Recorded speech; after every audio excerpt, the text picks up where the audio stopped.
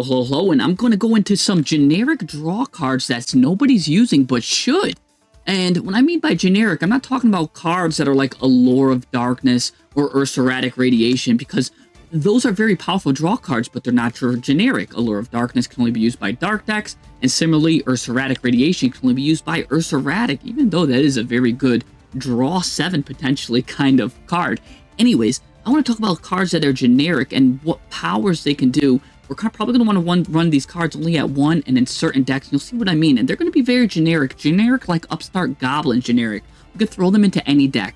And I just want to show you the power of a draw. What I'm showing you here is the graph, which shows the power of a draw, right? If you're using a 40 card deck, you're going to have 35 cards left. If you draw a card and you're looking for one special card, maybe if it's a tech card that you are running a 1 of or something, you only have a 2.8% chance to draw that. Similarly, the more we mill and thin our deck, the greater the chances of getting that. So that means is if we're going to run these generic draw cards, just in general, what we're going to want to do is you're going to want to thin your deck first before you do the draw cards, unless you need to do the draw card first to maybe bait some kind of interaction. With that said, let's jump right into the video, because I love to always incorporate stats and statistics in my videos. Anyways, the first card I want to talk about is Metalfoes Fusion. Yes, and by the way, you don't need to worry about what it does. Its effect right here, Fusion Summon, a Metalfoes Fusion monster, don't even worry about that. We're not even going to be playing any of the Metalfoes Fusion monsters. We want it for one reason and one reason alone, baby, and that's because if this card is in your graveyard, you can shuffle it into the deck, then draw a card. That's what we want. We want that hidden secret effect. A lot of people don't even know about this card and what kind of decks that can actually play it. And the decks that can really play it are the decks that are really good, where if it shows up in your hand, now we're going to want to play this at 1 copy, that's it. Cards that can just throw it to the graveyard, right? Think of something like Diabellstar, who can always just take a card from your hand, throw it into the graveyard to special summon itself. A deck like King Sarcophagus, the Horus monsters that just throw the cards to the graveyard, and then they can get a Horus card in the graveyard to special summon themselves. Very interestingly enough, too, some of those Horus cards do play even milling cards like a Zombie Vampire. They try to mill the cards to the graveyard, and with that, then they're able to draw if they get the Metalfoes in the graveyard. Just need to get Metalfoes in the graveyard. You can even run like a Foolish Burial Goods would work. Also, maybe even something like the runic cards. There's a lot of cards in general, a lot of decks. Again, they want to just pitch a card to the graveyard to get the card they want. And then what's cool is the card you pitch, if it just so happened to have been Metalfoes Fusion, now you get to draw an additional card. And that card that you get to choose to draw, again, you could do it at the end of the combo when you mill a lot of stuff. Pearly, again, another great example. Using the Pearly cards, they always want to pitch a card to special summon a Pearly card, right? If the card you pitch is Metalfoes Fusion, guess what? The price you paid was essentially free. This discard a card and special summon a Purely card, that's a free card. You basically didn't pay any cost, because if you pitched Metalfoes Fusion, you now got to draw a card. I'd like to say, again, put Metalfoes Fusion at 1. You can also run it with cards like, it goes well with cards like Foolish Burial Goods, for example. You could Foolish it, something like that. And let's say if you're playing Rainbow Bridge too. So if you have more than one Foolish Burial Goods target, it's good to also maybe put in Metalfoes Fusion. Great card to put in at 1, very generic. Now, what about another card that's pretty generic, a lot of people don't know about? Pinpoint Landing. I want to say about 85% of players probably have never even heard of this card, right? What does it do? Well, this card, if exactly one monster is special summoned from the hand to your field, you could draw a card. Very, very interesting. You can only use this effect of Pinpoint Landing once per turn. During your end phase, if you have not drawn a card by this effect, send this card to the graveyard. Now, you're going to want to play this card at 1 too, again, because you want to have the consistent cards to combo with it. You don't really want to draw 2 of them because you can only activate 1 per turn. So this is another 1 of. And the kind of cards that can play this deck, again, are as follows, right? We want decks that can special summon a card from their hands. So think of something like Vanquished Soul, Bestials, or even the cards that when they're added to your hand, or if you have a certain card on the field, they can special summon themselves. Like I used White Forest as an example here, but honestly, that's a placeholder. That could be something like Poplar, right? When it comes to your hand, special summons itself.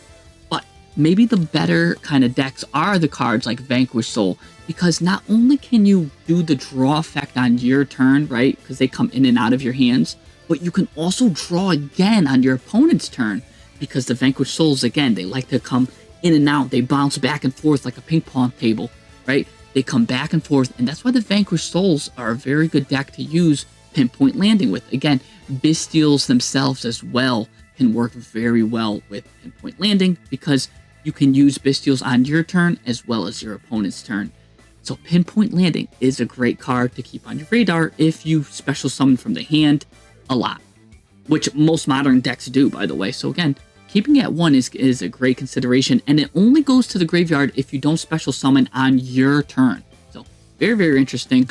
You can draw 2. Basically 1 on your turn, 1 on your opponent's turn. Basically draw 1 every turn if you can consistently use it. Now, let's jump into something else real quick.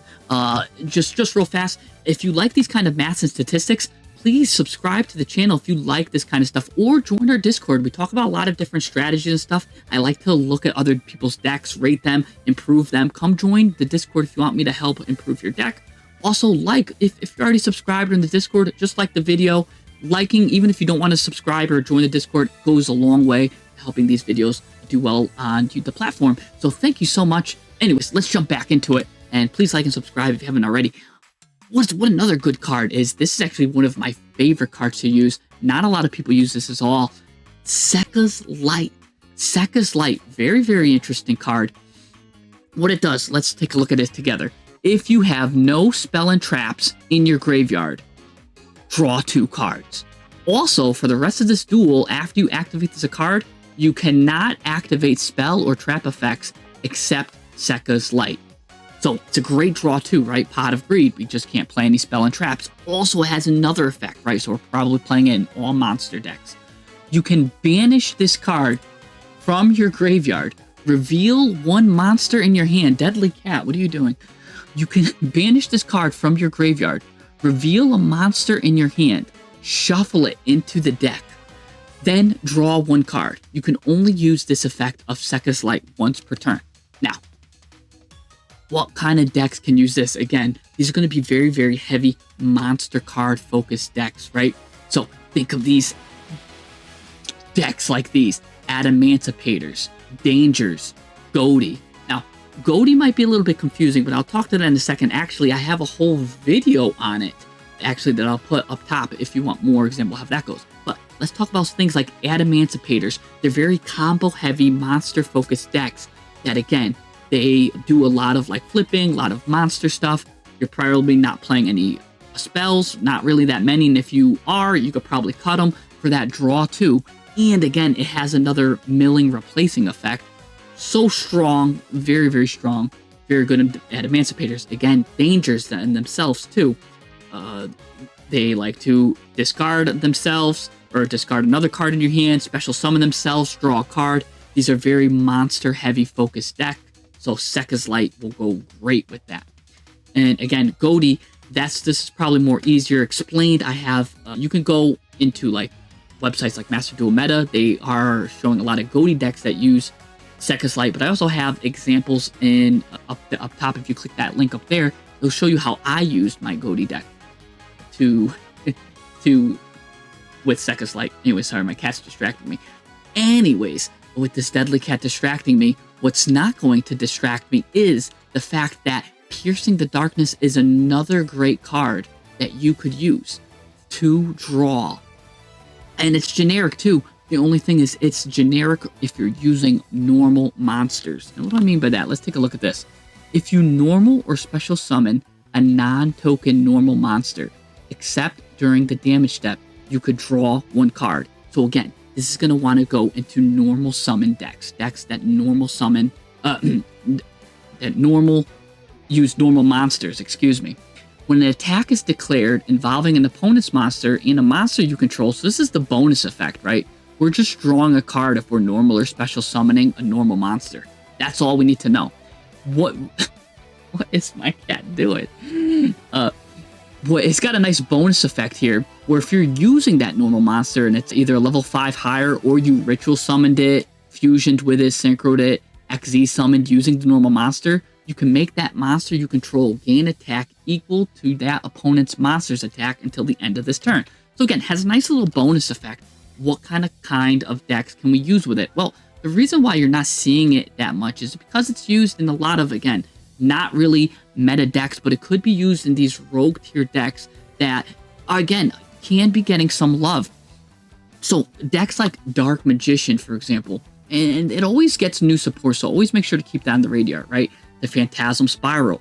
Fun fact, Geminis are also treated as normal monsters while on the field. So Geminis can also get the draw effect of that as well.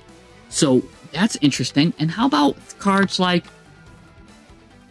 I don't know how to say his name, Clavkiss, the Magic Key Skyblaster, again, Ojamas. Again, not the best competitive decks, really rogue tiered, even if that, I don't even know if we can call them rogue, Ojamas. But if you want to play these kind of decks, Piercing the Darkness will bridge the gap between basically a completely non-viable deck into maybe pushing it into rogue category. Frostosaurus, again, this is recently the dinosaurs have came out with decks that make use of the normal cards, and Frostosaurus is in such combos.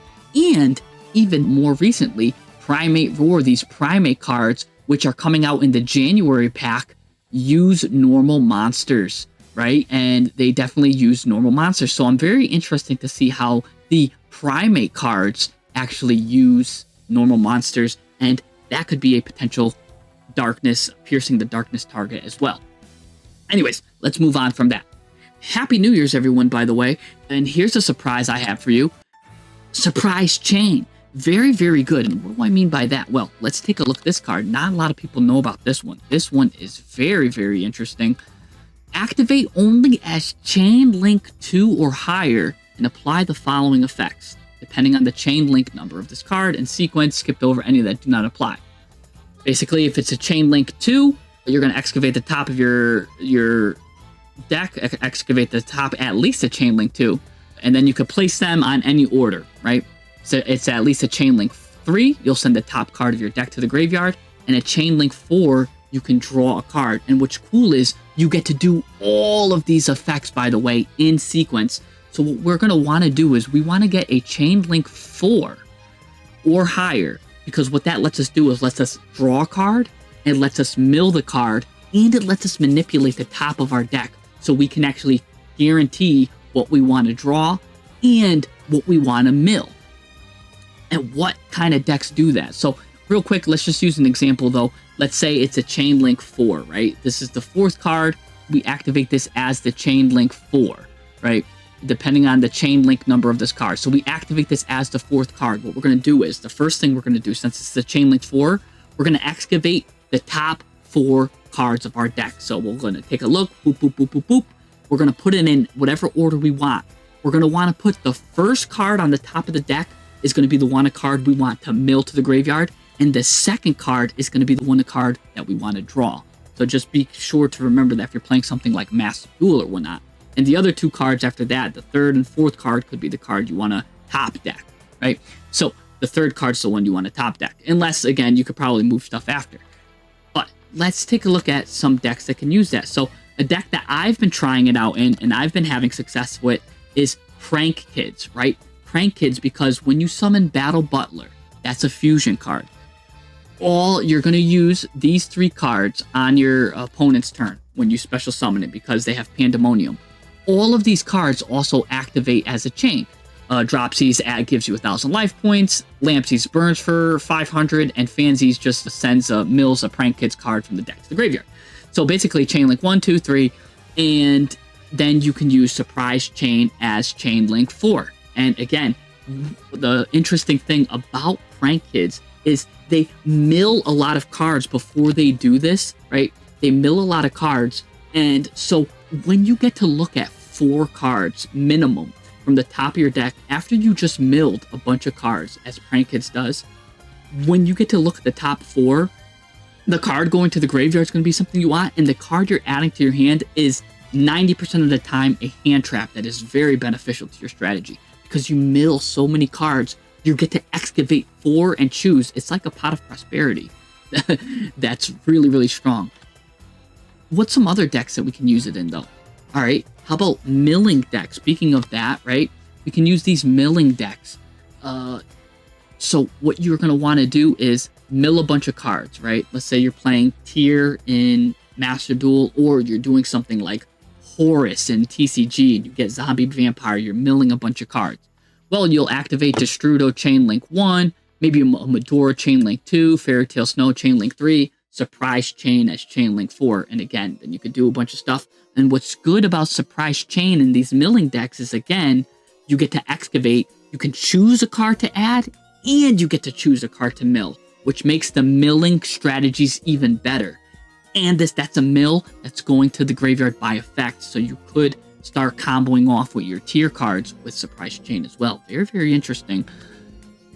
And what if you're not playing that, right? Well, we've got some other cards decked, some other decks too, right? Consider Labyrinth. Furniture Labyrinth, though, to be exact. Well, I guess you could use the transaction rollback as another chain link, but again, I find it maybe better in the Furniture Labyrinth, because when you are getting all the furniture pieces to the graveyard and then you make a card go back to the hand, as Labyrinth can easily do, and then they start all popping off as chains. You can start chaining your traps in the graveyard. You can get as much as a chain link 6 easily if you're using Surprise Chain in your deck. And again, you can send cards to the graveyard like Backpack Jack or whatever other cards, a transaction rollback, right? If you excavate that, you might want to choose to send a transaction rollback to the graveyard and then add another one of the deadly traps.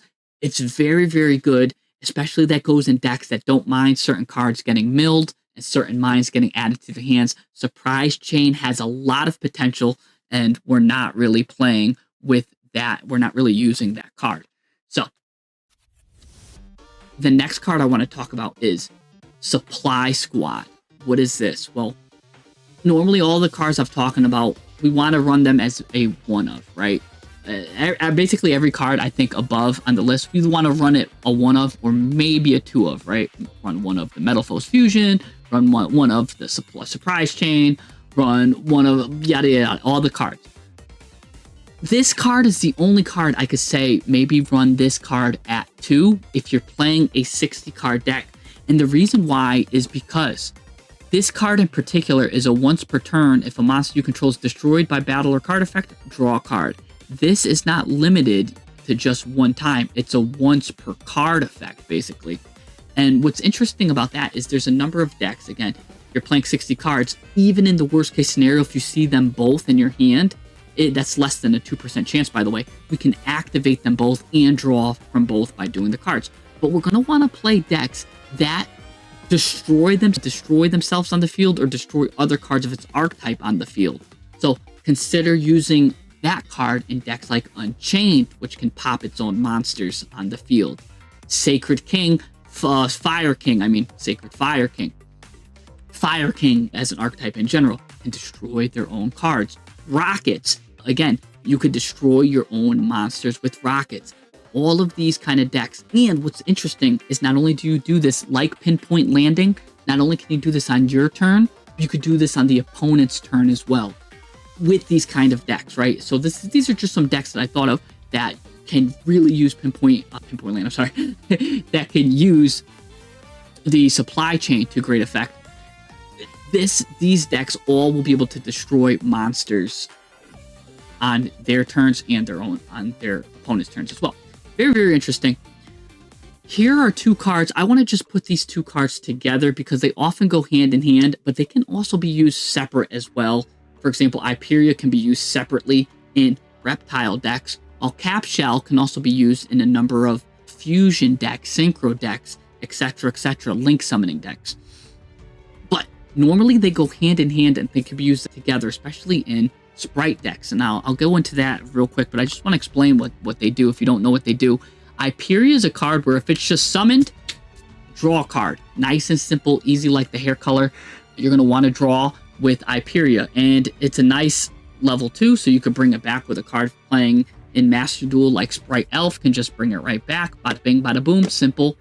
And Capshell, take a look at this. You can only use Capshell's effect once per turn. If it's tributed, draw a card. If it's used as fusion material, draw a card. Synchro material, draw a card. Link material, draw a card. If it's used to detach as an Xyz material, draw a card. If you got an invitation to your Uncle Billy's house and Capshell was there, draw a card, right? No matter what, you could draw a card. You could just look at Capshell the wrong way and he'll draw you a card.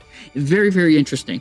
He'll pretty much draw you a card. You just have to use it in some like form for the extra deck. And again, it goes very, very well in decks like Sprite. You know what I'm saying? Because they can always, the monsters that negate contribute cards. You could tribute to Capshell on your opponent's turn to draw a card, and you could use it as link material fodder, like into the Sprite Elf, so you could draw a card that way. Very, very good using it in Sprites. Same thing with Ipiria. If you could just special summon the level 2 with Gigantic Sprite, now you could draw a card. But here's an interesting card, the Haggard Lizard Dose. What the heck is this, right? All you need is 2 monsters with different names. So let's just say you ended up getting Capshell and Ipiria on the board somehow. You now drew 2 cards because of that. And what you could do is banish a monster. If this is going second, by the way, banish a monster from your face-up field or graveyard, right? We'll banish the Ipiria.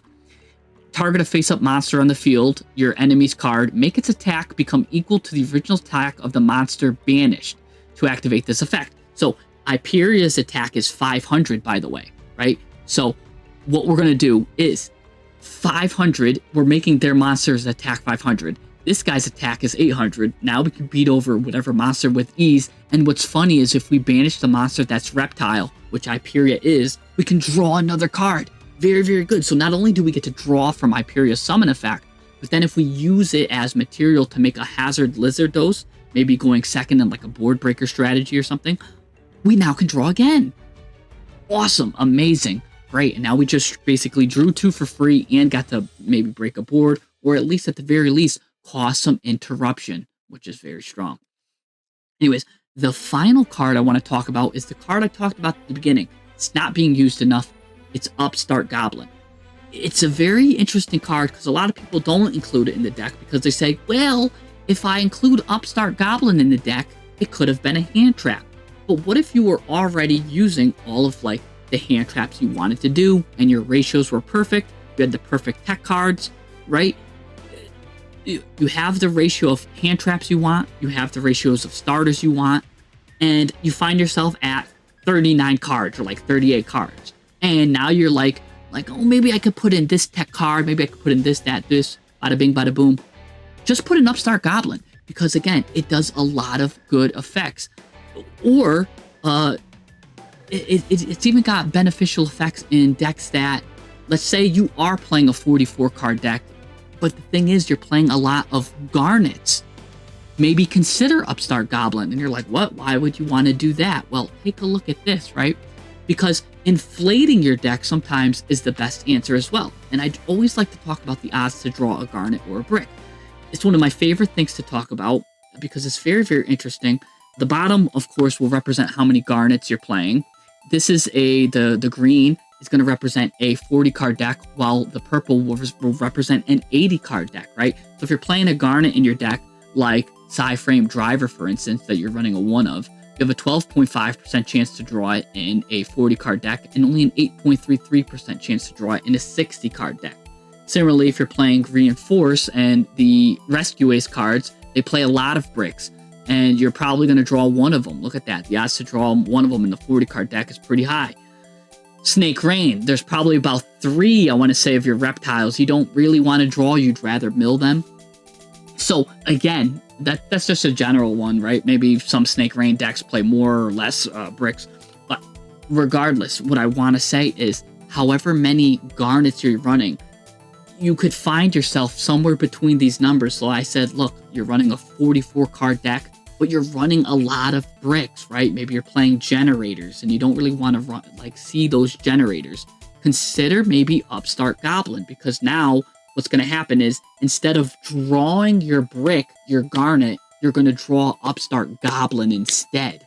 And now you could do your combos. You didn't draw your Garnet. And then at the end of the turn, remember that first graph that we talked about where we heavily milled cards? Now we can use Upstart Goblin. And now we can go into our tech cards and hand traps. Especially remember, the more cards we milled, the better the chance of us seeing the card we want.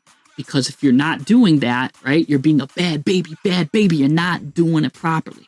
Anyways, if you like this video and you like these kinds of tech cards, mathematical videos like that, again, give the video a like and subscribe. And I hope you guys like this one. I'll see you guys next time. Let me know in the comments below, by the way, what generic tech cards that you use that help you draw that I maybe forgot to list here, or something that is under my radar, right?